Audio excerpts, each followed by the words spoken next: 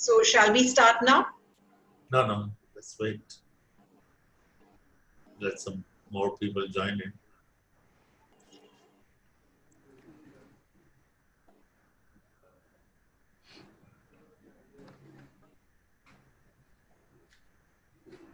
Here everyone comes.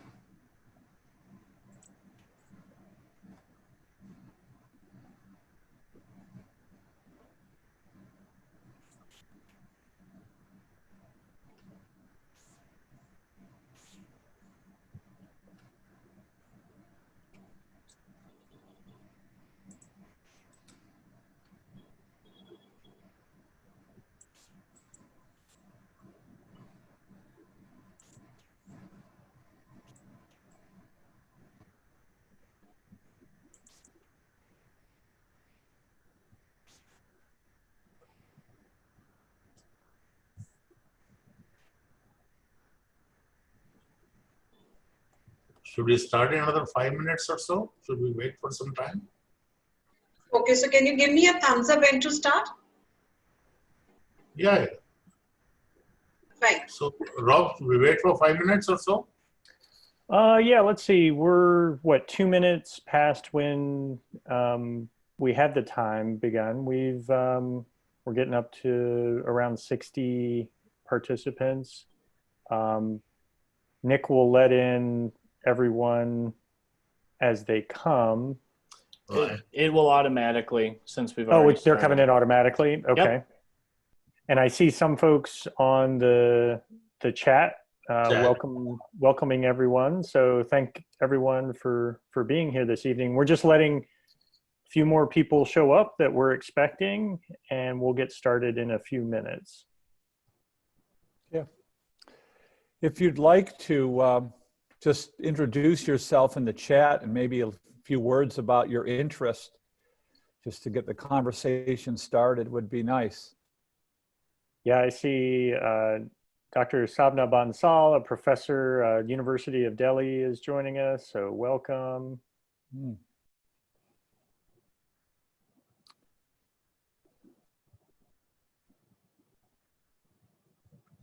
Arvind Chabra is joining us, again a good friend, Vibhas is wishing, so good friends. Yep. Anshu Suri is she's a professor in a college, women college. Okay. Vinay is another good old friend from Landmark days. Great, Dr. Ranjan, welcome. Excellent. Lots Welcome. of folks. Yeah. So excited to be meeting all of you. Sunil, welcome. Anup Bagla.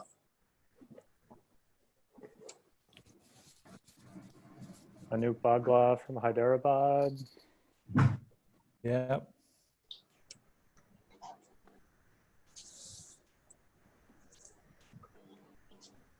Great.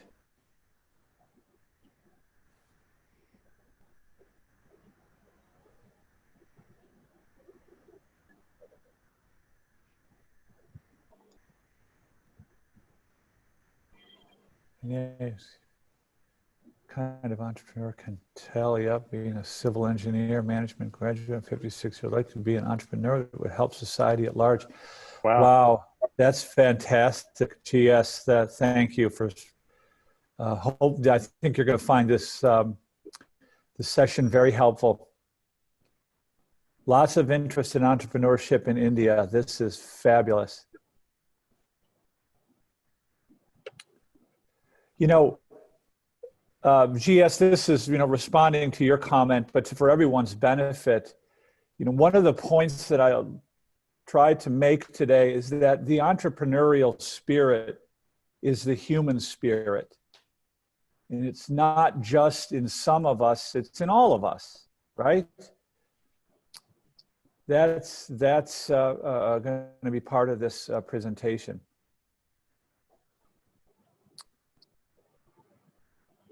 From Mumbai, a counseling psychologist.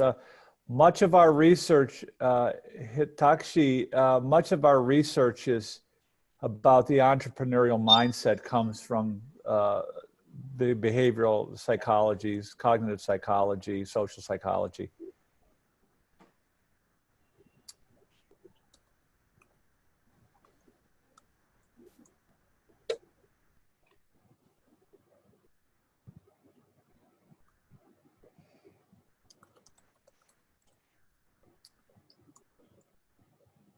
The India Startup Exchange, that's exciting.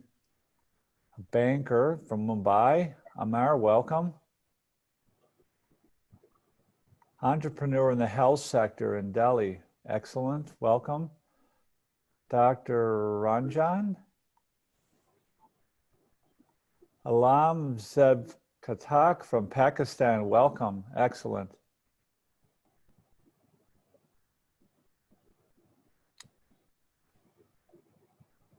I am curious to know why in India we are still far from being a land of entrepreneurs. Vinay, I'm telling you, in the United States, I'm asking myself the same question. And maybe we can address some of that in our conversations. Right? Okay, let's start the program, should we? I think we've given enough time for everyone to come in.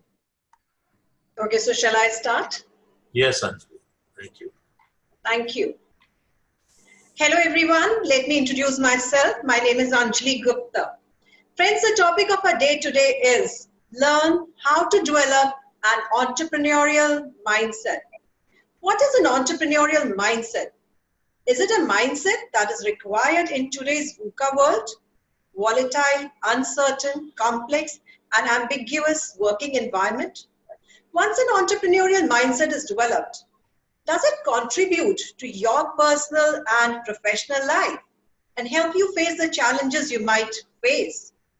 Today, we have the opportunity to learn from the global thought leaders in entrepreneurship. Thank you so much for joining us, friends. You could have been elsewhere doing something else, but you chose to explore entrepreneurial mindset. About the organizations, Ellie and Pradeepm. The Entrepreneurial Learning Initiative, or ELI, is a global thought leader dedicated to expanding human potential through entrepreneurial mindset education. The organization serves academic institutions, government agencies, profit and non-profit organizations around the world to empower their constituents with an entrepreneurial mindset through professional development, certification training, and courseware. About Pradeepm, it is a socially responsible, progressive, innovative, and responsive entrepreneurial education, training, and consulting organization in collaboration with Ellie Incorporation USA as its master country partner India. Pradeepm offers ISAO's entrepreneurial mindset development programs in the country. The organization objectives are aligned with UN SDG Goal 4, Goal 5, and Goal 17, and is founded with the mission of developing an ecosystem of entrepreneurial learning. Friends, today we have 3 speakers amongst us who will crystallize the spirit of entrepreneurship for us. Before we start, may I request all of you to put yourself on the mute Secondly, please take a notepad and a pen handy to take down any notes if you so wish. Thirdly, please keep noting your questions, if any. We will take the questions at the end, which you can type in the chat box. Let me now invite our first speaker, Pradeep Malhotra ji. A brief about him. Pradeep ji is the founder and CBO of Pradeepm Multi-Academy and Seal Wisdom Net.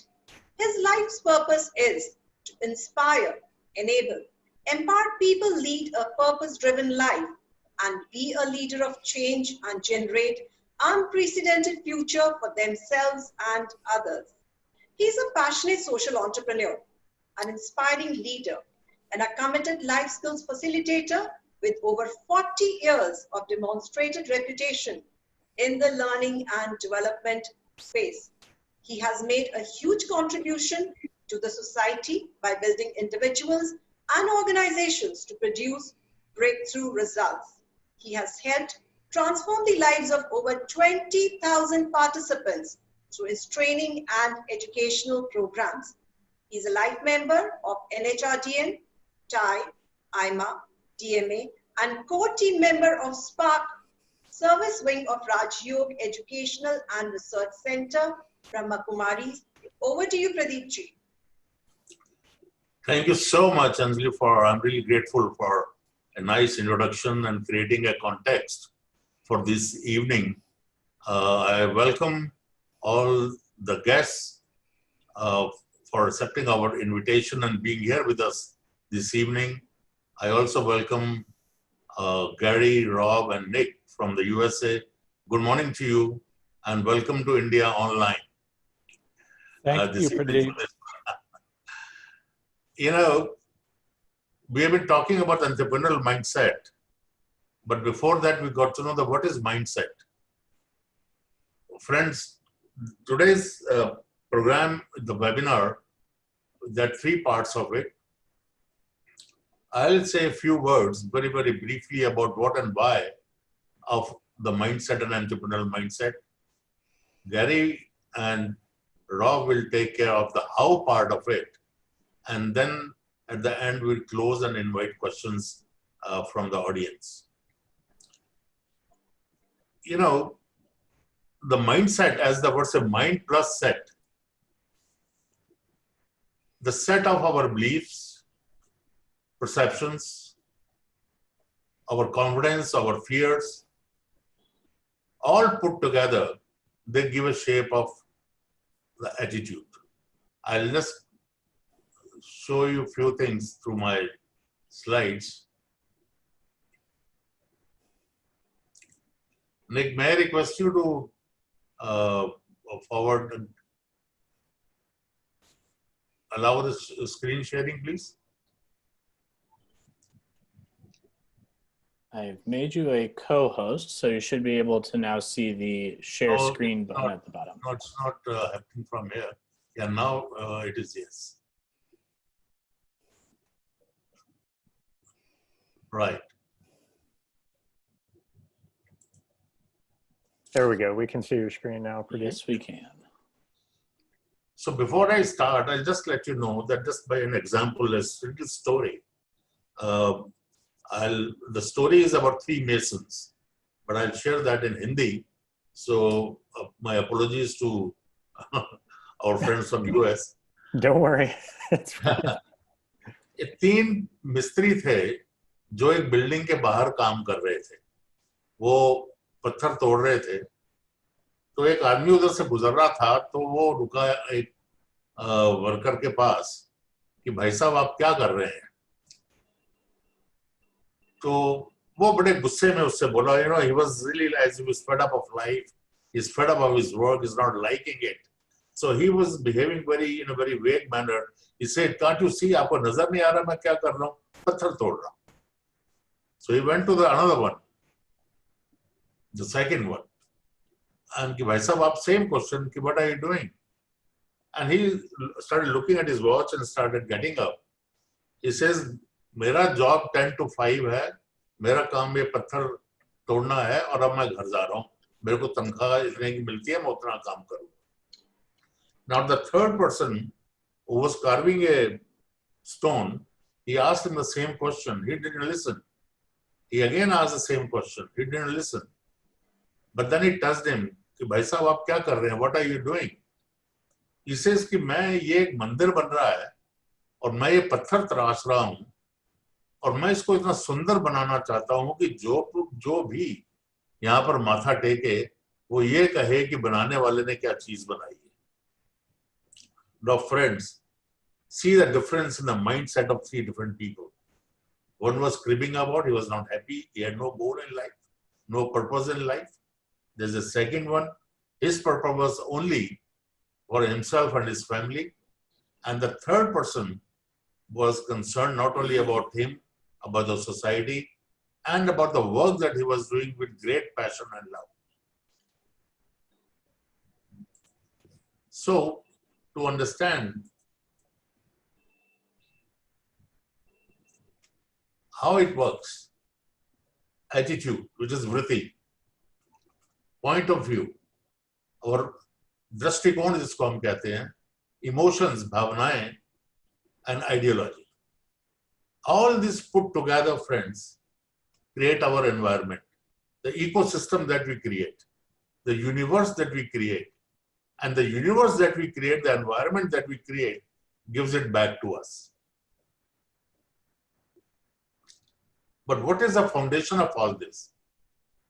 This is an external part of it, what people see in our behavior, our communication, our way of dealing with people. But what is underneath is the mindset, mansikta. Like in this iceberg part of it, if you see, I like to explain, the results that we get, the outcome that we get is from our actions and our behaviors. What we do and say and attitude. Now that is the tip of the iceberg, what the world sees, that who am I? But what is behind it is a large part of it, which is mindset, which is a set of what we think and feel, our self-esteem, our fears, our values, our beliefs, past experiences, our confidence, our perceptions. That is what makes our mindset. जैसे कहते हैं, नजर बदलिए, नजारे बदल जाएंगे. We can only work at the subconscious level, the mindset level, and not the conscious level. Whenever we have to shift our mindset, we have to work at this part. We have to reprogram this. We cannot reprogram the external part of it. For example, about an aircraft. If the aircraft is on an autopilot, you can't change its course as a pilot till it is on an autopilot. You try changing it till you put that autopilot off and you take it, the flying in your own hands, you can't change it. Same is about your mindset. That you want to change, you got to reprogram it, and then the outcome will also be reprogrammed automatically. So in short, that is what the mindset is all about. Coming to entrepreneurial mindset, Anjali, when you shared the spirit of entrepreneurship, actually entrepreneurial mindset is the soul of entrepreneurship. But it's not limiting to entrepreneurship as a startup or as a business or as an MSME. Entrepreneurial mindset is a way of life. It is the character that we build up. That is the difference we have to see. For example, for the corporate manager or a functional head, the importance of entrepreneurial mindset is the sense of belongingness, the sense of ownership with the organization, and not working as an employee. Same goes to the student, with the MSME owners. Now here I like to give an example of women entrepreneurs. Isn't women a born entrepreneur? Even being a housewife, she's working in a kitchen. She's making lunch for the husband for the office, tiffin for the school for his child. She's talking to the maid, giving her instructions. She's taking care of the vendors and everything, and the budget part of it of the family. Because entrepreneurship is all about being resourceful, managing the resources, leading the resources. Look at the army officers. They work with a sense of accomplishment. That's the entrepreneurial mindset. That one, you're taking care of the process. You have an entrepreneurial mindset. That's your character and way of life. You have a compelling goal in life. Entrepreneur has a compelling goal, has a purpose in life. So what an entrepreneurial mindset does is impacts and guides you to achieve your compelling goal. And that is why there is an importance of developing the entrepreneurial mindset. What did Albert Einstein said? Everything is energy and that's all there to it. Match the frequency of the reality. You want and you cannot help but get the reality. It can be no other way. This is not a philosophy, this is physics. So when we shift our mindset, when we change our mindset, we change our vibrations. And when the vibrations change, we change our life. That is the kind of impact the mindset has. 10 reasons why to develop entrepreneurial mindset. Purpose-driven life. There are 3 kinds of people in this world. One who has no purpose. They come and they go. Birth so-and-so year, gone so-and-so year. What is life is that dash in the middle. Empty and meaningless. The second category are the purpose in life for themselves and for their families. The third are who have a purpose-driven life, who have a purpose in life as for the society and for themselves. Leaving something behind for the coming generation. Making society not only sustainable, but making it thrivable. Self-efficacy. Decluttering of mind. Now, what an entrepreneurial mindset does is, it declutters your mind. It makes you focus. There's a clarity of the vision. There's a concentration part of it, that you're focusing and you are leading a purpose-driven life towards your goal. Internal locus of control. External circumstances don't influence you. You are in control of the circumstances around you. Today, we are into the COVID world. If we get influenced, we're under pressure of the external environment. We can't do anything in life. But if we are able to manage our thoughts and we expand our locus of control, we can create that aura around us which protects us from all what we have around today. Problem solving and decision making. That's one of the most vital trait of a personality of an entrepreneur or developing entrepreneur mindset. Creativity and innovation. Challenges and opportunities. Every challenge is taken as an opportunity by a person who has an entrepreneurial mindset. Sense of accomplishment, as I just shared, that an army officers, they work with a sense of accomplishment. They have a purpose. This is what I have to achieve. They are not just in doing. It is in their character. It is in their being that they develop a sense of accomplishment. That is what the entrepreneur is also all about. Entrepreneurial mindset is a growth mindset. That is who, again, it's a dynamic. You evolve, you change, and you're not fixed. So it's balancing being not hardcore, but headcore plus hardcore. Balance the approach from your left and right brain. And then you manage your AQ, which is adverse quotient also. Resulting paradigm shift from doing to being. Avastha se vyavastha. You're not in the doing domain. It's your being, it's your character that the things happen. And you're taking forward your enterprise, your life towards the goal that you have set for yourself. Thank you very much, friends. in brief, I just wanted to share about the mindset, the entrepreneurial mindset, why we should develop, what is the importance of entrepreneurial mindset. I like Gary to take over for the how part of it, which everybody actually is waiting for, because how must be answered. I just wanted to say a few words about why and what, because that also creates, it's very important to know for everything, every action that we take in our life, that the why is answered.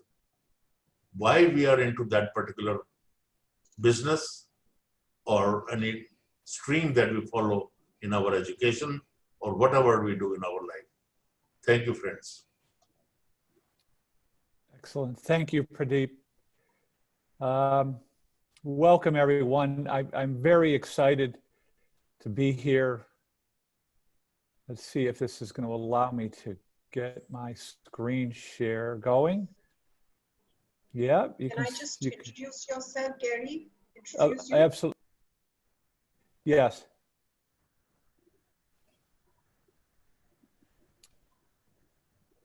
Yeah, please go ahead, Anjali. Thank you. Thank you, Pradeep ji, for sharing with us as to why do we need to develop an entrepreneurial mindset. Our next speaker is Gary Schoeniger. Let me share a brief about him.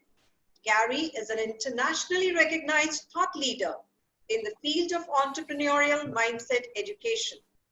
As the founder of the Entrepreneurial Learning Initiative, he has influenced a broad audience from higher education and economic development organizations to government, corporate, and non-profit clients worldwide. He has also led the development of the Ice House Entrepreneurship Program, which has been developed after comprehensive research in partnership with Cisco Entrepreneurship Institute and supported by the Kaufman Foundation. He has also co-authored a book, Who Owns the Ice House, an international bestseller described as required reading for humanity. With his focus on the entrepreneurial mindset, he has presented numerous keynotes, workshops, and training programs throughout the US and abroad. Let me invite Gary to share with us as to how we can develop an entrepreneurial mindset. Over to you, Gary. Anjali, thank you. And once again, welcome everyone. I'm very excited to have the opportunity to meet and share some of what we've learned about entrepreneurship over the last few decades. This has been a long and exciting journey that I want to share with you some of what I've learned. So, before we get started, you can follow us on social media if you're interested. I'm at G. Schoeniger. You can follow us at Eli Mindset. You can find us on Twitter or Facebook or Instagram. So let me just get started here. So the big questions that I've been trying to answer for the almost 30 years are really straightforward questions. I've always wanted to understand how entrepreneurs manage to recognize opportunities that the rest of us seem to overlook. Like, what is happening cognitively? I reject the idea that there's just some mystical thing happening, that it's a trait-based attribute. I wanted to understand what are the cognitive mechanisms in the mind that enable them to recognize opportunities that the rest of us overlook. And then I wanted to understand how they transform their ideas into successful new businesses or some kind of sustainable endeavor. And I want to point out, I'm not really interested in the Mark Zuckerberg, Elon Musk stories. My interest lies in how does the ordinary common person do this? How do people that don't have big ideas, that don't have access to venture capital, that may not be at elite universities, like how do they do it, right? And ultimately what I was trying to get at is what are the underlying beliefs and assumptions, also known as the mindset, that drive their behavior, the behavior that ultimately enables them to succeed, right? And we've all heard these sort of rags to riches stories, right? People that start out from poverty or they don't have a lot in life, and they take an ordinary idea and they build on it, they build on it, they build on it, and over several decades, they build something meaningful and that creates prosperity for themselves, for their family, and for their communities. How do they do it, right? Okay, so I started on this journey in the early 90s, and I began by interviewing entrepreneurs and then reading biographies and I've since gone around the world and I've interviewed about 500 of these everyday, unlikely entrepreneurs, as I call them. And so I've developed what I'm calling the entrepreneurial mindset theory that I wanted to start with, okay? And it begins with a humanistic view of entrepreneurship, which is, the belief in the extraordinary abilities of the ordinary person. I've come to believe from this work, and I should say, as I was conducting these interviews, I began to recognize common patterns of logic, common patterns in their language, common patterns in their behaviors, right? And as I began to recognize these patterns, I started to, ask, why do some people think this way and others don't, right? Why is this group of people thinking this way when most of us don't? So what I've come to believe, and a lot of my research, as I indicated in the chat, that just naturally led me towards the behavioral sciences, right? Into psychology, behavioral psychology, social psychology, cognitive psychology, and sociology to understand. And what I came to believe is that non-entrepreneurial behavior is learned. And what I mean by that is not everyone wants to start a business in the traditional sense. But as humans, we are naturally inclined to want to create things that are useful for other humans. We have an innate desire to be always to be learning and to be growing and to be on this path of discovery. This is a natural thing. And in many ways, the way we're educating young people is discouraging this natural tendency. So, which is sort of tangential to this next point, that the causes of entrepreneurial behavior, or the causes, the factors that stifle it, I should say, are largely situational rather than dispositional. And we must recognize that entrepreneurial activity is essential not only for economic growth, but for individual, organizational, and societal resilience and psychological well-being. So what I'm saying is that I don't think of entrepreneurship as a business discipline. I think of it as a behavioral phenomenon. And it's that perspective that's enabled me to really crack open of the mindset, if you will. So in 2008, I was hired by the Cisco Entrepreneur Institute in San Jose, California, to do a gap analysis on the entrepreneurship education ecosystem in the United States. And what we found very quickly is that the way, what we found is that what entrepreneurs are actually doing, the typical entrepreneur, is largely divorced from the reality of the way it's being taught in the classroom, right? There's a huge disparity between the teaching of entrepreneurship and the doing of entrepreneurship, right? And so Cisco also encouraged me to create this platform. And we began to interview entrepreneurs all across the US. We started in the US, and we've since interviewed hundreds of entrepreneurs across Latin America, South Africa, Europe, Russia. Have not been to India yet, but I have a feeling that we'll be there very soon. But we were interviewing these entrepreneurs, and I came across some research that I wanted to share with you at the Cisco project. I came across this research by a man named Amir Bidet, who was at Harvard at the time that he published this research. And Bidet was looking at the origins and evolutions of Inc. 500 companies, the fastest growing companies in the United States. And I was shocked when I saw the similarity to his findings. So I was interviewing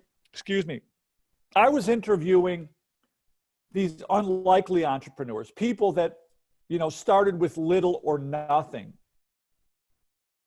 Bidet was interviewing the founders of companies like Microsoft, like Walmart, like Hewlett-Packard, like Calvin Klein, big companies, right? And one of the things he said in his research was that we seem to have forgotten that even large established companies have what he calls humble improvised origins.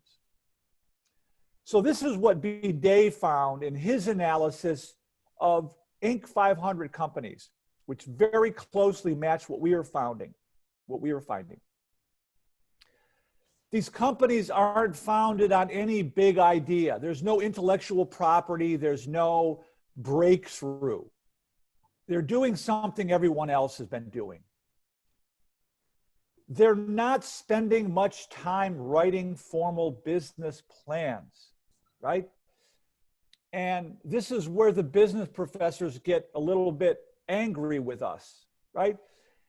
And I'm saying this is not my opinion. This is what the data show. They're not spending a lot of time writing business plans, nor are they spending lots of time conducting formal market research. Surprisingly, the founders of these big companies like Hewlett-Packard, they start with a few $1,000s. They don't have venture capital, right? They're doing this with mortgages on their homes and credit cards and money given to them by friends and fools and family, right? What we call the 3 F's. And most astonishing, the entrepreneurs have little or no experience in their chosen field. Now, I'd like you to look at this data because this very closely matches what we found, right? They don't have big ideas. They're not spending a lot of time researching and planning. They don't have access to money, and they don't have any experience. Now you ask yourselves, please, how does this happen?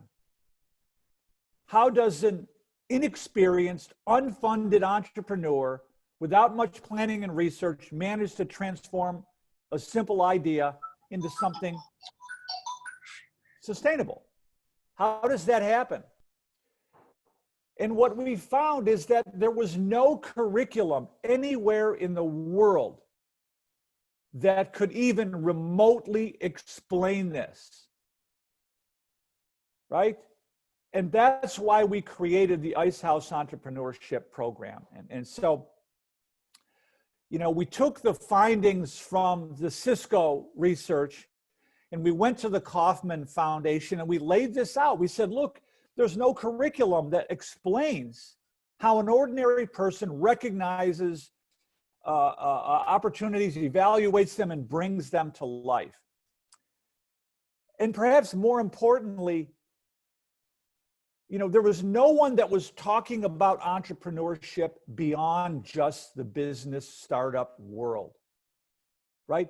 Everyone was just thinking about entrepreneurship, startup. What we saw is that the mindset could impact people far beyond the startup world. It can certainly help the startup people, It encouraged more people to do startups. But what we also saw is that the implications could go much, much further. This could empower people in myriad ways beyond the startup domain. So we went to the Kauffman Foundation. I wound up co-authoring this book with one of the entrepreneurs that I met in the Cisco research. His name is Clifton Talbert. He was born very poor in a cotton community in the 1940s, in a very poor poverty situation. And he had an uncle that taught him how to think like an entrepreneur. And his uncle was an uneducated man, yet he owned many little businesses. And his uncle taught him how to think like an entrepreneur. And so Clifton and I co-authored this book, with, which became the Ice House Entrepreneurship Program. But the point that I wanted to make is that what we discovered is that our ability to embrace entrepreneurship is severely limited by the ways in which we define it. And most of us hear this word entrepreneur and we think of these big, very, very successful entrepreneurs that are billionaires, right? They come up with some world-changing idea. They got venture capital, and the next thing we know, they're billionaires, right? And that's what people think is the entrepreneur. And what we discovered through our research is when you look at it as a behavioral phenomenon, it's an opportunity discovery process, right?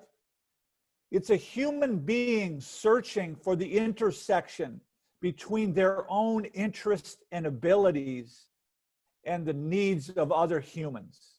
It's that, the word means a lot of things to a lot of different people. I'm constantly trying to break this down into first principles, right? Most of us go to school and we're taught to make ourselves useful to an employer.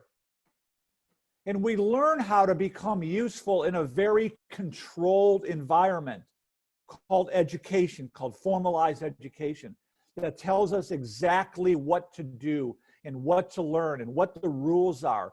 And it tells us how to work inside an organization where the useful thing has already been discovered. And our role is to fulfill a predetermined task. So within this paradigm, within this contextual framework, the entrepreneur seems odd, right? But it's really very simple. When we look at entrepreneurial attitudes, behaviors, and skills, these are the skills that employers demand, right? This morning, I woke up and found this in my news feed. Inc. magazine just published an article where a recruiting agency said the #1 skill in demand in corporations is entrepreneurial mindset. That's the #1 skill, right? Those are the skills the world now demands. More importantly, those are skills anyone can learn to develop, and those that there will always be unlimited demand for people that can think like an entrepreneur. So what I've said so far essentially is that entrepreneurship is an opportunity discovery process. But it's the opportunity discovery process that we figure it out for ourselves. We're not necessarily learning it as a formula in school. For the first time in our lives, we have to go out into the wild and figure it out for ourselves, right? We have to figure out how to make ourselves useful to our fellow humans. So what is a mindset? Let's talk about that for a minute, right?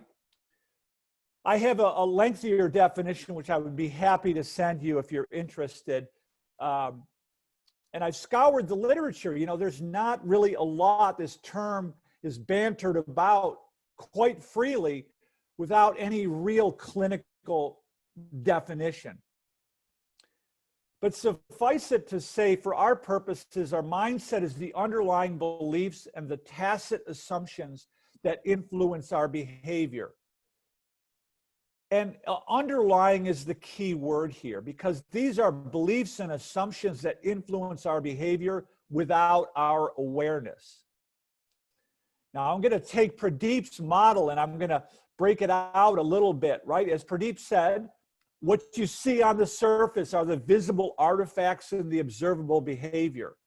What's just beneath the surface is what we know and what we say that we value. That's what we call our explicit knowledge, right? 1 + 1 is 2. The sun comes up in the east. That's what I know. I say that I value this or that, right? That you can think of as a skill set. But beneath at the depth of the iceberg lies our implicit knowledge, our deeply held values and taken for granted beliefs and tacit assumptions. And so what shows up on the surface is not the result of our explicit knowledge and espoused values. It's the result of our deeply held values, right? So think of it like this. A mindset is a belief system that is perfectly designed to create the outcomes that it is creating, right?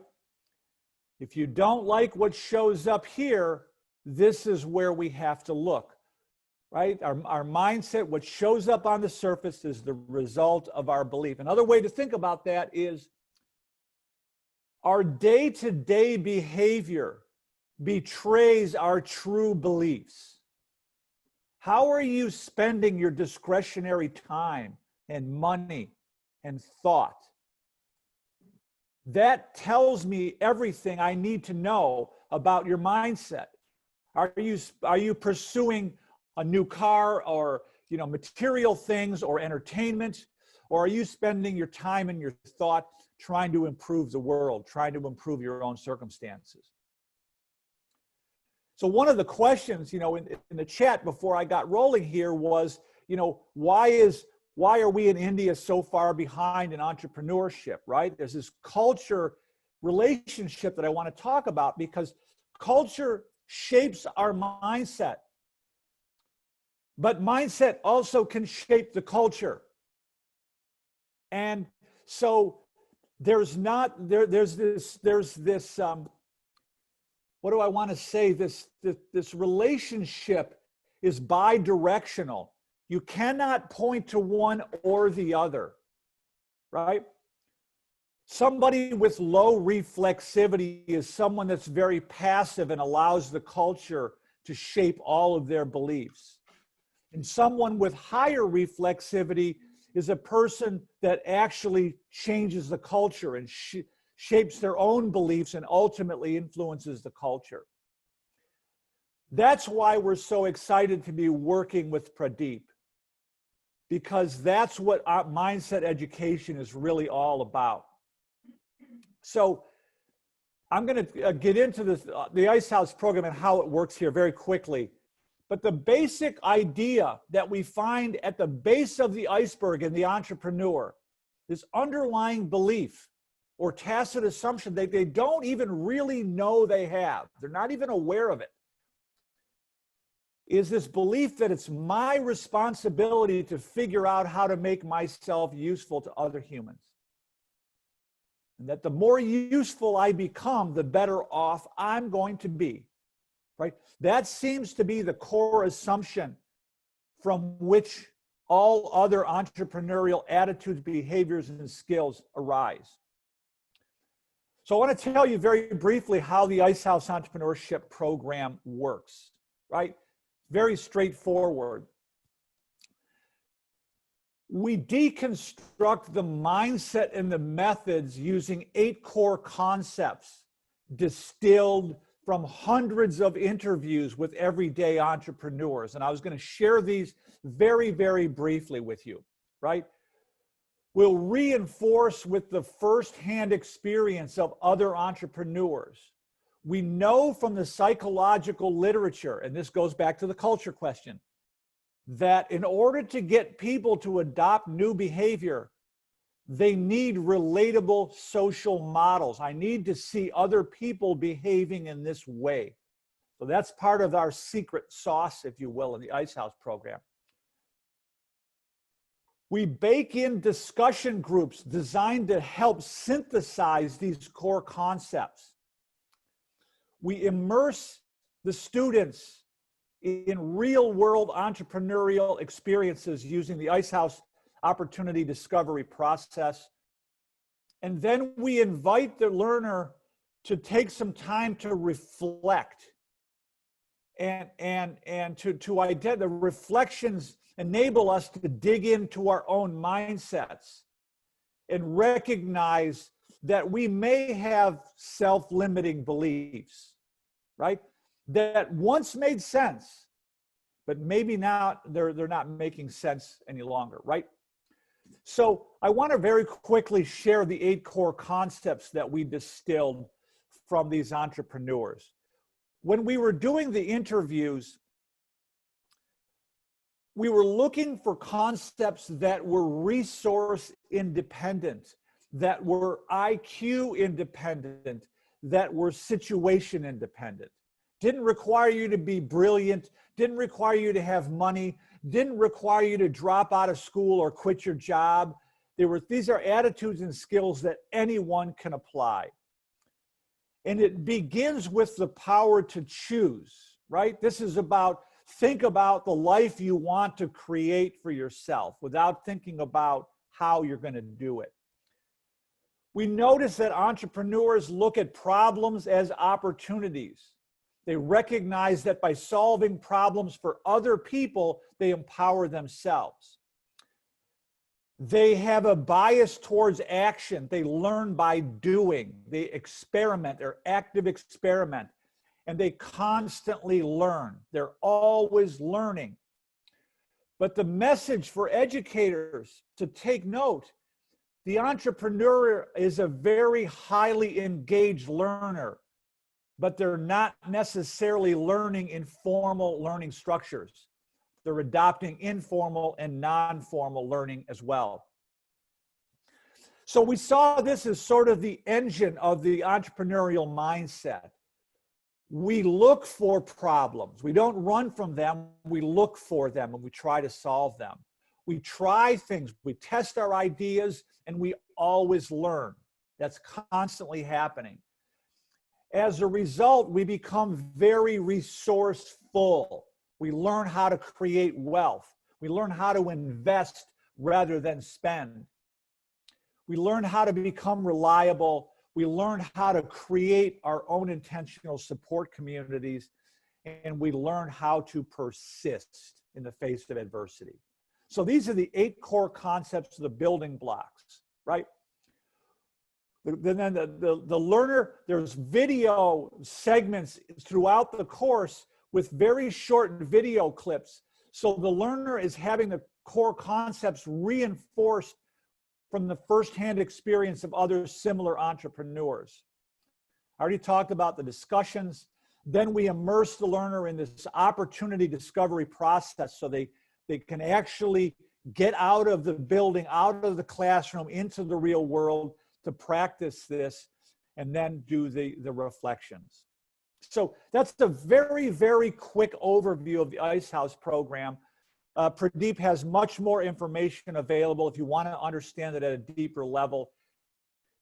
Since we launched the program in 2011 with initial funding from the Kauffman Foundation, the program has gone all over the world and has been embraced in ways we could have never imagined. I was invited to present the Ice House Entrepreneurship Program to the European Commission in Brussels.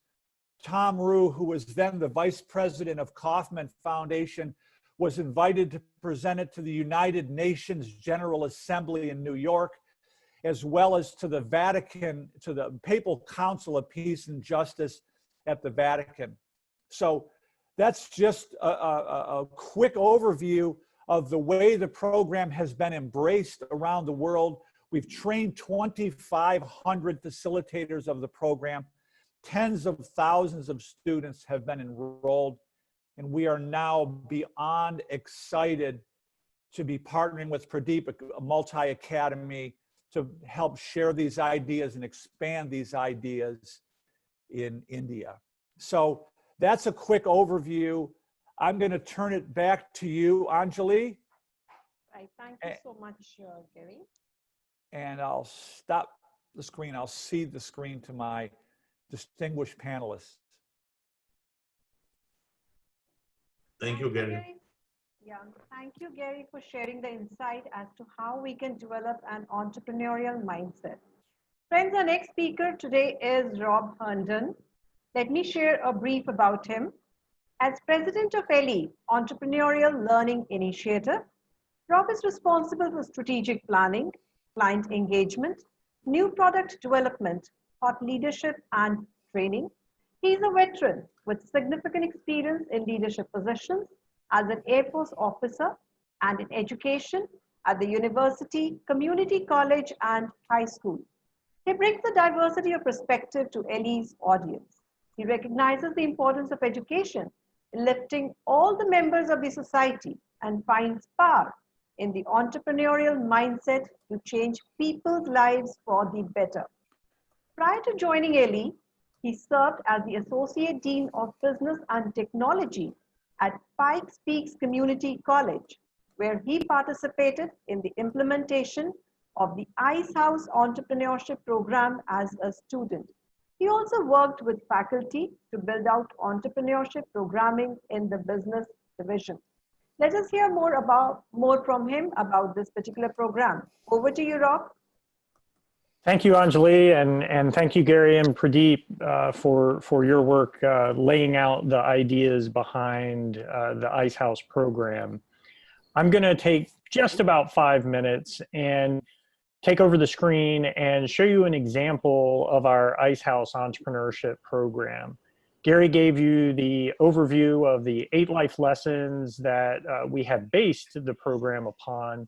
But I want to just show you what it looks like if you were to get involved with the program and how it works as you go through it. So let me go ahead and share my screen, and we will get started on this demonstration. So as you see here, this is how the program would first show up as you log in to the program. And you'll see that the course is designed to be a self-paced course. So you're able to just continue through the program without anything, causing you to stop. You can do this on your own time. You can do it on mobile devices. It works very well on cell phones. And in total, there's about 10 hours of video content in the program. So it has a lot of depth to these ideas that in general, Gary and Pradeep have been talking about previously on the webinar today. In addition to that video content, we have exercises that you can work through, and it's really designed to get you thinking deeply about your own experiences in life and how you'd like to develop your own entrepreneurial mindset. So we have a process that we take you through. So let me show you a few examples. As you can see here, it's divided along the 8 life lessons. As Gary mentioned, our first portion is all about the power of choice. So let's take a look at one of these videos so you can see just a quick example. I'll show just a few seconds of what this video looks like. And this is how the content of the program is displayed.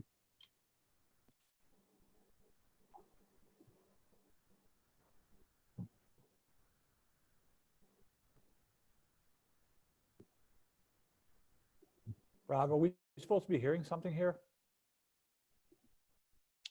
Yes, let me. There's a narrator. I mean, so yeah. There. Oh. Here we go. Our ability to invest our time and effort in the things that we can control. Now that we know that we can steer, It's time to start thinking about a destination, one that we consciously choose rather than one that seems inevitable or out of our control. In other words, if we are, as Henry David Thoreau suggests, to create the life we imagine, we must first imagine the life we want to create.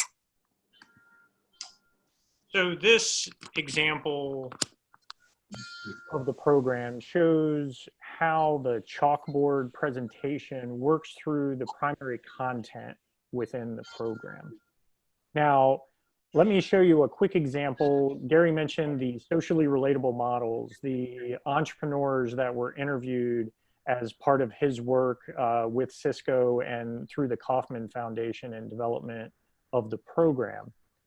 So for example, if we take a look right now, I'll show you quickly how these entrepreneurs have gotten and the types of things they can share with you throughout the program.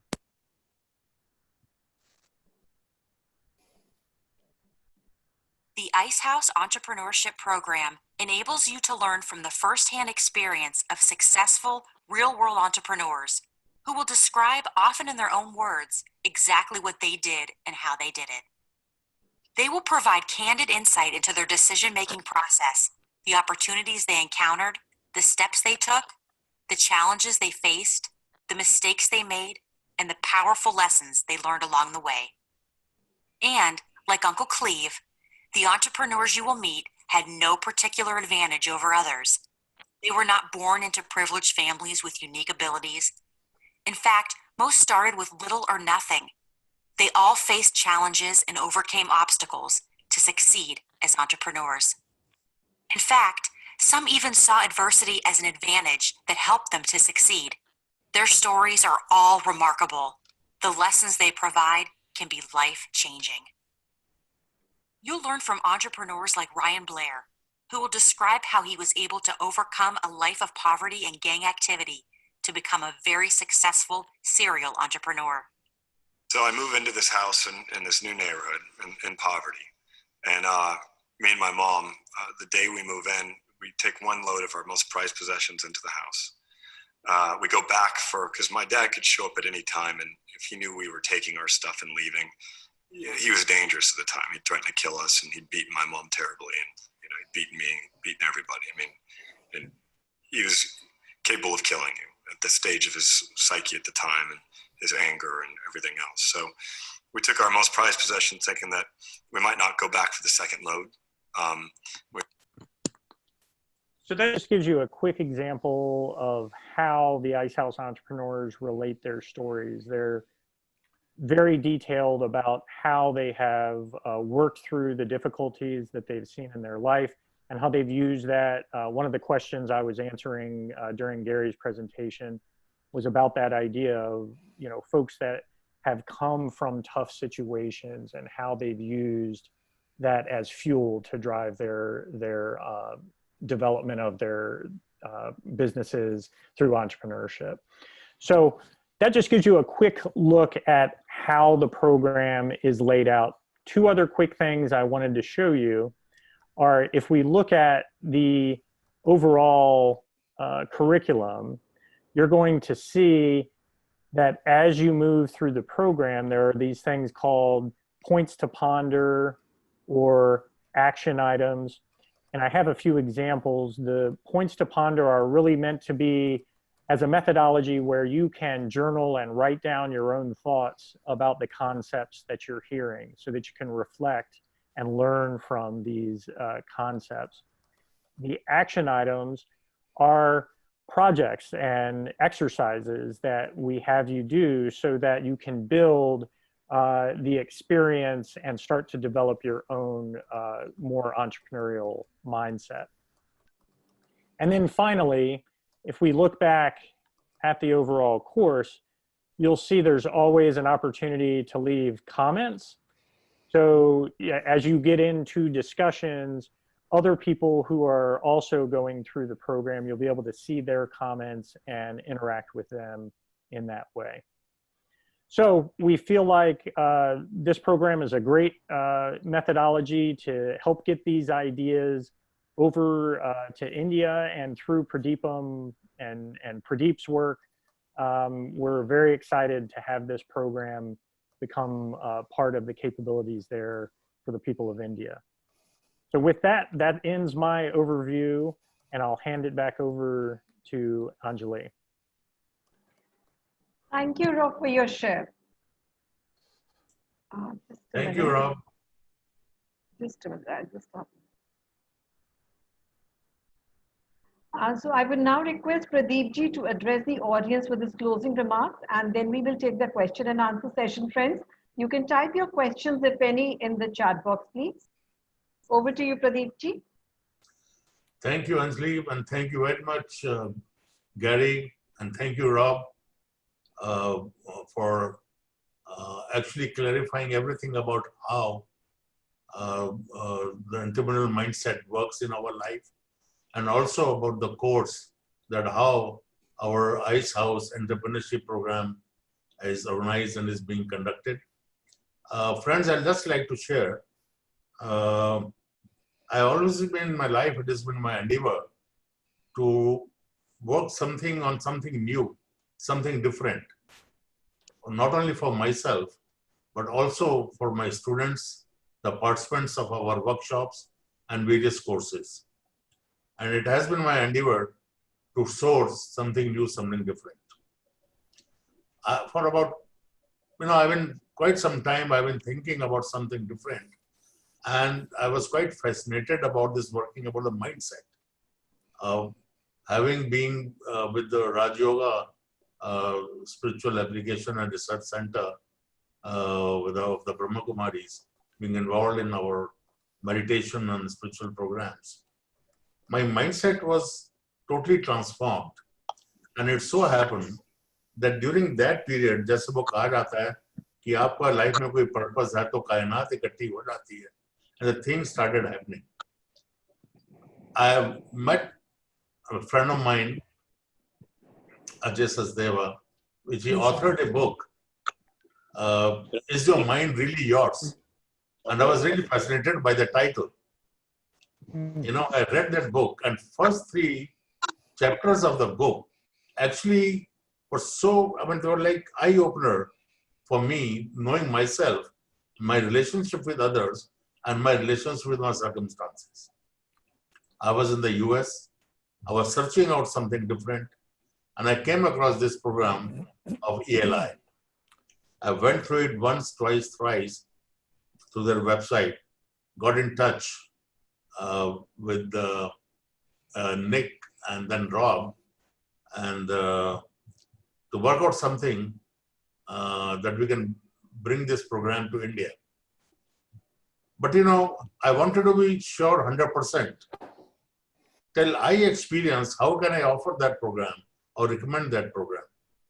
So I went through the whole program. I experienced that. I lived that. And when I was sure, I started approaching.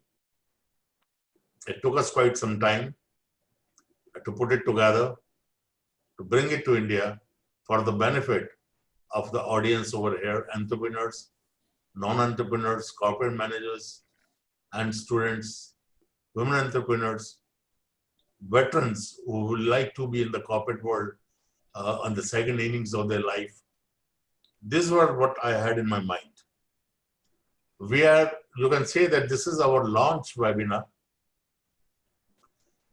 We have launched the program today practically, officially I should say, in India. And we'll be making registrations for our programs, which are open now. We have a very specially negotiated fee structure for India. And I like to invite the participants, the audience over here, to not only to take on this course, but also recommend whether to your faculty, your colleagues, your students, and for yourself and the entrepreneurs, MSMEs, and for the startups. I'll put the email on the chat box where to contact us. You can visit our website, pradeepmacademy.com, www.pradeepmacademy.com, and you can contact us at connect@pradeepmacademy.com. Now we'll invite questions any, because we have the experts here, the pioneers in the industry, ready to answer all your queries. Pradeep, can I start? There's a very good question here in the chat from Bhaskara Venkatesh that I would like to address. The question my question is how to set our minds to drive entrepreneurship when we know the entry barriers are very high and it's beyond our control. Like agriculture, entrepreneurship, doing it in semi-arid areas where we have resource limitation driven by natural uncertainties. It involves continuous capital labor investment with no surety of returns. Like, this is an important question that's being asked that is a large part of the reason why we created the Ice House Entrepreneurship Program, to address this very question. And when you look at large successful companies, they start small and they grow over time. They don't just get lots of money, open a business, and then there they are, right? But the essence of the question is, if you're doing something that's useful to other humans, that's what gives the business its traction, its roots. So the search is to figure out something that's useful. And I would encourage all of you even to just simply read Who Owns the Ice House, because it's a story in an agricultural circumstance when African American people were not even allowed to go into the bank. Right? There's all these societal and bureaucratic forces working against them, yet they managed to succeed. That's what this program is really designed to address. So I very much appreciate the question, Bhaskara.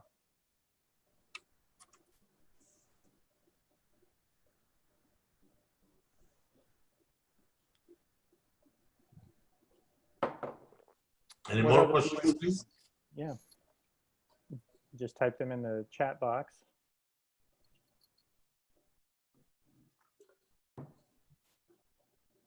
Here's one in the Q&A that has come up from Somnath Chakraborty. Today in India, young people, especially the school or college children, are having an entrepreneurial mindset. How do we further it for young people going to school? Yeah, so that's a really good question, Somnath. And how to nurture that specifically, yeah. As I've said also in the comments, like, you have to remember that children are born naturally curious, naturally inventive, with an innate desire to learn and to solve problems, right? And we have to give, you know, we've done a really good job of teaching young people about how the world is. But what we're not teaching young people is, this is how the world is, but it's not perfect. And we need you, we need your young, fresh minds to help us make it better. We need to stop asking students what they want to be when they grow up. And we need to ask them, what problems do you want to solve? And what do you need to learn in order to solve those problems? That's how we're going to change the world. We have to help educators recognize that we're still educating young people to follow rules and to obey, let's talk about mindset for a second. There's some deeply held assumptions that we have about stability, about linearity, about other directedness, about routinization, right?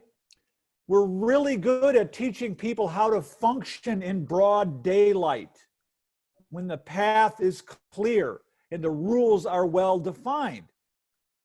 What children need now is to learn how to function in the shadows of ambiguity, where the rules are not clear and the path is not well defined. It's not an either-or situation. It's a yes and situation. They need to learn what the rules are, but they need to be encouraged to challenge some of those rules to find a better way. It's a really important question.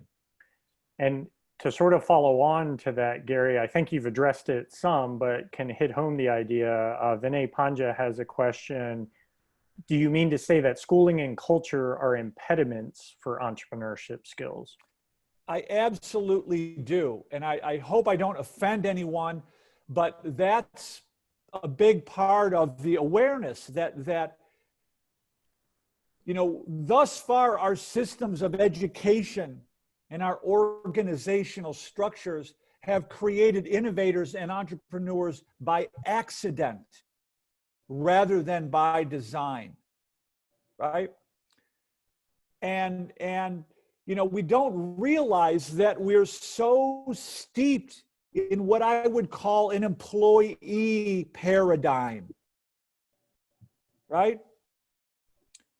It's like there's a great talk from a guy named a philosopher named David Foster Wallace, and he said it's called "What is Water?" And there's two young fish swimming along one day, and they pass an old fish swimming the other way, and the old fish passes and says to the young fish, "Good morning, fellas. How's the water?" And the young fish swim on until one of them looks at the other and says, "What is water?" Right? We're all swimming in this employment paradigm where we expect to be told what to do and how to do it and when to do it and where to do it. And we don't have the skills or the confidence to go out and figure out what is useful to other human beings on our own. Thanks, Gary. And I think the next question I see that's popped up, Pradeep, you may be the best to answer this question. And it's from Sanjay Kumar Sharma. And they say, can we be of use in recreating rural industries in the backward regions like Bundelkhand? It is learned that we in India were the leaders in the world in this context until 200 years ago. How can we regain that glory, and how can you help us in such a context? Thank you, Sanjay, for your question. It's a brilliant question. You know, we always been talking about CSR, corporate social responsibility.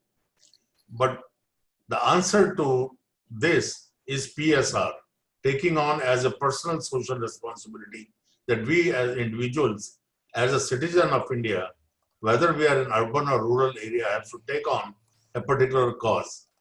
I can give an example of a village called Piplantri in Rajasthan, where and that place was notorious for feticides. Girl child was killed in the womb of the mothers. But one sarpanch started a pratha that any girl child which is born there in the village, there will be 111 trees which will be planted. It was a totally dry, hilly area near Udaipur. And can you believe it?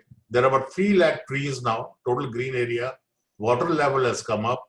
And the pratha what he started was not only about the 111 trees, but 21,000 rupees will be collected by the villagers and 10,000 by the parents, and will be deposited in fixed deposit in the bank in girls' favor. And parents had to give an oath that there will be no child marriage, there will be no dowry, and that money is meant only for girl child's education. Today, that is the most sought after example for the rest of the villages in the country. The district magistrates, the collectors, the other sarpanchas, They come there for training. That's why he took it on. And as we say, India has been a Vishwa Guru once upon a time. Yes, we can once again prove it by collective responsibility and our own as an individual responsibility. We don't have to wait what is government doing or not. Let's take it on. Let's take it on. And that is going to be the answer. That's what I feel. Thank you. Yeah, thank you, Pradeep. And you passed along a video to me. I remember that talks Yes. about that. That was very, very great video there. So yeah. Thanks for reminding me, Rob. I'll tell Sanjay and everybody in the audience to see that video, Daughters of Pipalantri. I think my colleague Satyaprakash, who's a documentary maker, we produced that together. That will give you the whole story of that village. I have a question here from KK Upadhyay, who has been a CSR head with FICCI. He says, where is it gone? In these times of pandemic, how do we restart our entrepreneurial instincts? What was the question, Pradeep? In this time of pandemic, how do we restart our entrepreneurial instincts? Yes. So you're using the right language, right? They are instincts that have been thwarted through cultural and social forces, right? We've been taught to think like employees. How did we survive?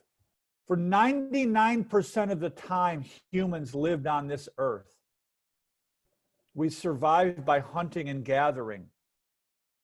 We had to follow all the changes. We had to learn many, many things.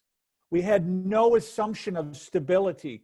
We had no assurity of any kind of an outcome, right?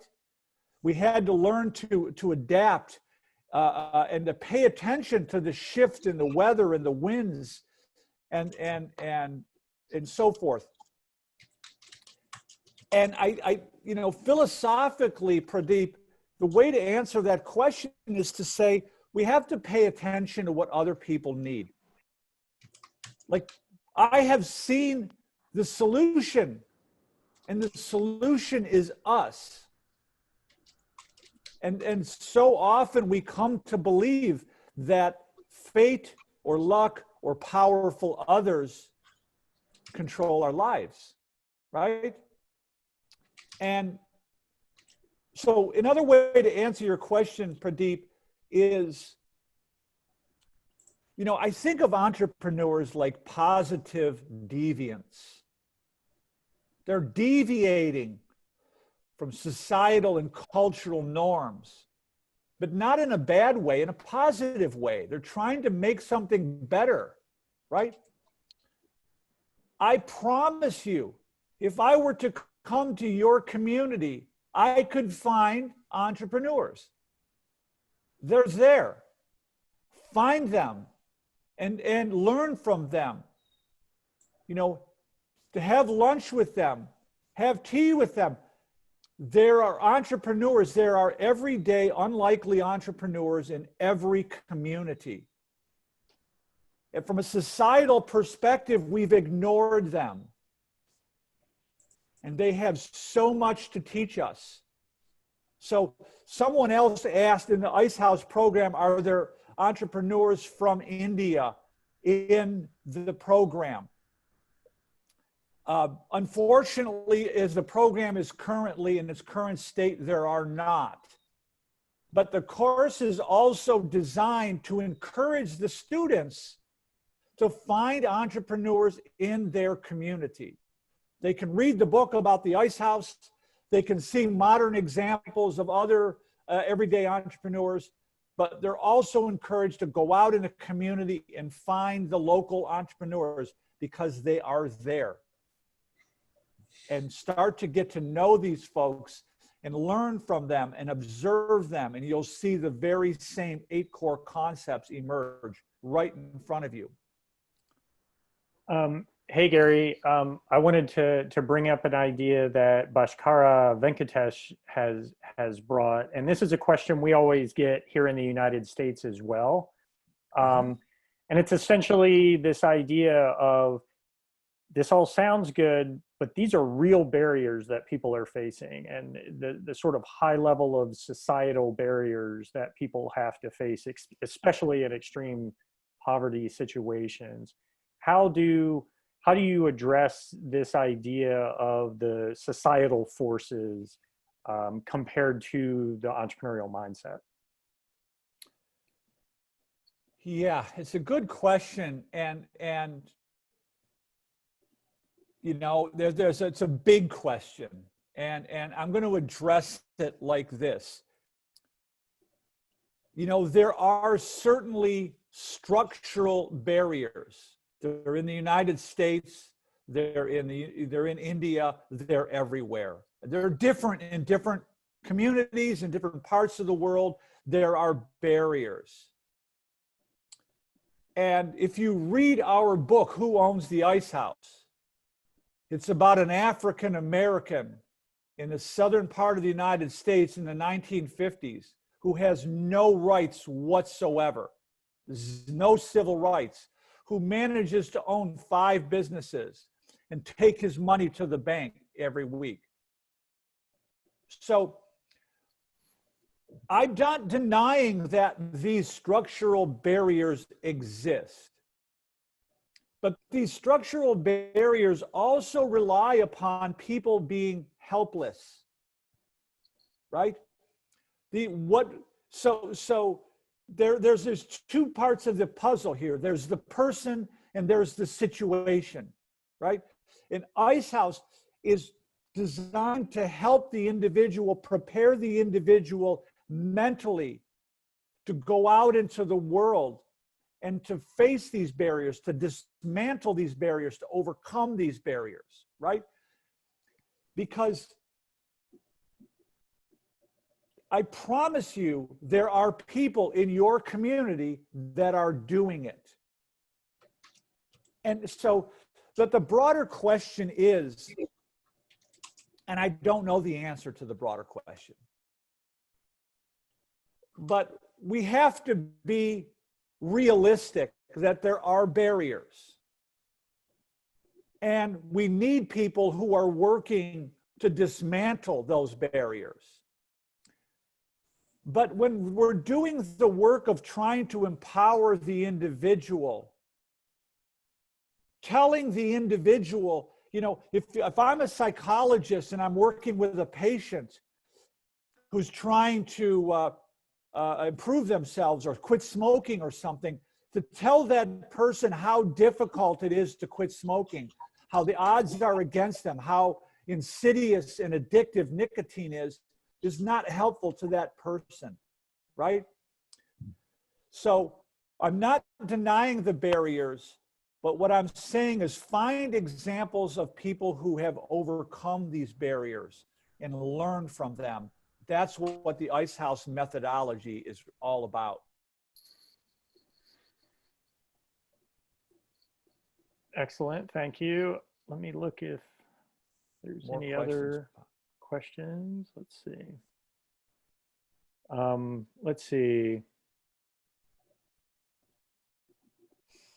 Okay, now this may be, Pradeep, this may be a question from Rita Sengupta that you can best address, since it talks about with the socio-cultural environment within India. And she says, India has a varied socio-cultural environment, which is a supportive or a barrier for developing entrepreneurs. So the methodology and approach has to be different. What is your view, I guess, in looking across India at the different barriers that may exist? I agree and I disagree. That, you see, the foundation of entrepreneurial mindset programs, that is the same. It's like any different model of a car, but the basic, the foundation, the running system of any car is the same. Same is a human behavior, right? So entrepreneurial mindset development programs, yes, they need to be customized to our audience, maybe in terms of the language, maybe creating certain local examples, a recording of local videos by meeting Indian entrepreneurs and creating a context by our cultural, social, and professional backgrounds over here. Yes, then it will have much more impact. There I agree there with you. But the structure of the program is very, very effective. It's an experiential learning, and it is self-paced, and it has enough time for somebody to practice also. Then we are available to give local support in terms of any mentorship required, any guidance required, we are available. So, and if you have any other clarifications or any suggestions, we can surely work together. We have shared our email ID and our website. Most welcome to get in touch with us. Okay, yeah, I'm not seeing any other questions, just comments. Let me just make Go ahead, Gary. I'm sorry. Here, Rob. And Bhaskara is saying in the comments here, the barriers are real, the barriers are real. And the other part of entrepreneurship, how does progress occur in a society, right? Yes, the barriers are real, but also the other part of the equation is that all progress relies on some modicum of irrationality. Do you understand what I'm saying? Like, progress requires us to be a little bit unreasonable. We have to, if we keep telling ourselves the barriers are real, the barriers are real, the barriers are real, we keep reinforcing a message of learned helplessness, right? What we need to do is find examples of people who are overcoming the barriers and learn from them. I'm not denying the barriers. What Ice House, what all of our work has been around the world is finding example after example after example of people who have no particular advantage in life other than the way they think. And it's the way they think that enables them to overcome these barriers. That's the whole point of the Ice House Entrepreneurial Mindset Program. And I do see another question has come up, and I'm not sure who's best to address this. Probably Pradeep, because it is a little bit more specific to India, which is, oh, where did it go? It looks like somebody maybe answered it. Let's see. Oh, here it is. During the pandemic, about 38% of startups have already run out of funds. The next 40% are expected to run out of money in the next few months. How do such startups survive under these types of conditions? They don't. And, that's the harsh reality of it, right? If for those of you who are inclined, read Nassim Taleb's book called Anti-Fragile. The premise is that systems in nature benefit from shock, right? We actually get stronger through constant shock and through setbacks and challenges. Mechanical systems wear down by getting shocked, but organic systems benefit from shock, right? Now, the language that was used in that comment, I'm assuming startups are running out of cash, meaning these are venture-backed startups, right? And maybe that's not the case, but my point is that, in many cases, venture capital, I'm trying to find the word here, I want to say corrupts or perverts the startup, right? Because, okay, let's say Pradeep and I have an idea and we're two young guys, we have a great idea, and someone gives us a few $1 million. Already we think we've got the greatest idea because someone just gave us a few $1 million. But it's almost like injecting a chicken with steroids. The chicken will get very big very quickly, but the chicken is a little bit crazy and the meat doesn't taste so good, right? And there's something powerful in this humble, improvised origin, right?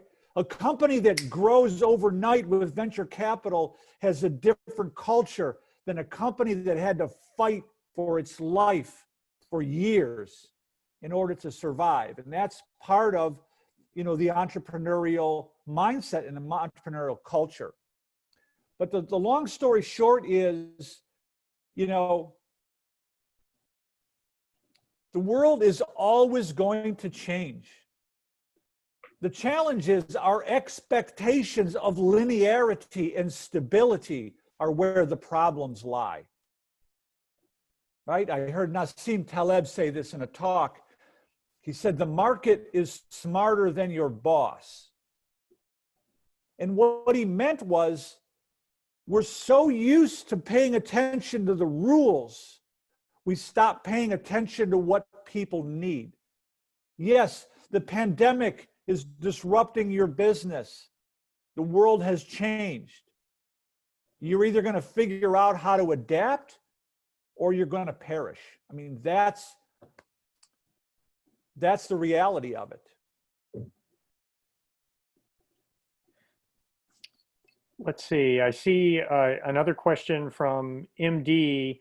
How do we as citizens help to remove constructs or barriers to entrepreneurship when we don't hold any political power? Is the latter not a prerequisite for affecting any real reform or change? So essentially, it's the question of, well, without the structures in place, how can we as individuals affect the structure? Who was it that said, be the change? Who said that? Was that Gandhi? Be the change you wish to see. Right? Yes. That's how we do it. That's what the whole point of Ice House is. About ordinary people have this extraordinary ability. Start small, think big, and get to work. Stop focusing on the barriers. Shift the focus towards opportunities. This is a mindset component. If we're focused on the barriers, you're going to miss the opportunities, right? What's the word for this? There's a cognitive term for it. Rob, help me out with the basketballs when you don't see the gorilla. Right. There's a word for it. Oh boy, I can't think of it. When you're focusing, sorry, I lost it too. I wasn't thinking about it. That's fine. But the idea is, if you're just going to keep focusing on barriers, you're going to miss the opportunities that are sitting right in front of you.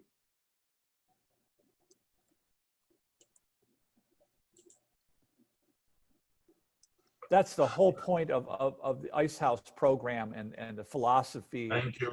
Thank you. So Rob, we close now? Or you take any? I think so. And Gary, I think the idea you were trying to come up with is selective attention. Yeah, this is selective attention is probably the best way to put it. It's like when you're focusing on rules, you're not going to have insights. When you're focusing on problems, you're not going to see opportunities. It's just that simple. When people exist in rule-bound organizations, they're not likely to have insights, right? And we also have to remember that new ideas are almost always rejected initially, right? Almost every new idea is rejected. So we have to prepare for that, right? The default response from humans is no. That's our default response to novelty. That's how we survive over millions of years, by saying no to new things, right? Okay. All right. I don't see any other questions. So Pradeep, yeah, if you'd like to close. Yes, thank you very much, friends, for being here with us this evening and being a part of this webinar. And also thank you for some of the excellent questions. And I think Gary, Rob, and myself, we were able to answer all your queries up to your satisfaction. We look forward to serve you now. We are available. We are ready to serve in India with our course. Yes, Vinay, you are asking about the fees and the duration. I will not going to share it right now, but you visit our website. I want you to visit our website. Or you really want to know the fees? Visit our website. Okay. Duration, yes, 8 to 15 weeks. But the course key is available to you for 1 year validity. You can practice any number of times that you want. But even if you have finished the course in 8 weeks, or some people finish in 6 weeks also, you will be certified. And then you have the key to practice. All right. Thank you. Yes, we are keeping very, very nominal fee for India. The idea is not to make much of the profits, but to reach to as many people as we can and make a difference in the society. Thank you so much. Thank you. Can I just add one thing here, and I can put it in the chat, but if you want to, you can purchase the book on Kindle. Is that available in India? Yeah. Yes, through Amazon. So that's one way you can just sort of get exposed to the Ice House very simply, is you can purchase the book on Kindle, and then once you understand the concepts in the book, you're going to want to take the course. So thank you, everyone. I very much enjoyed the opportunity. Thank you, Anjali and Pradeep, for inviting us here. I'm very excited. Thank you so much, Barry, Rob, and Nick. Thank you. Thank you. I'm so excited for what the future holds for us. Yes. Excellent. Sure, you of our best efforts. Thank you. All right. Thank you, everyone. Bye, everybody. Bye-bye. Bye. Bye. Can I just give a small closing? Thank you, Anjali. Thank you, Sachin. Okay, so friends, today we had the opportunity to get a glimpse of the entrepreneurial mindset and learn directly from the thought leaders. All the three speakers shared that entrepreneurial mindset is a behavioral phenomena. Our mindset influences us in several ways. Once we change our mindset, we change our vibration, and thus we change our life. Hope all of you enjoyed this session. We would like to end the session now. Thank you so very much for joining us. Thank you. Okay. Thank you again, Anjali. Pradeep, we'll talk to you later. Bye. Okay. Bye-bye. Bye.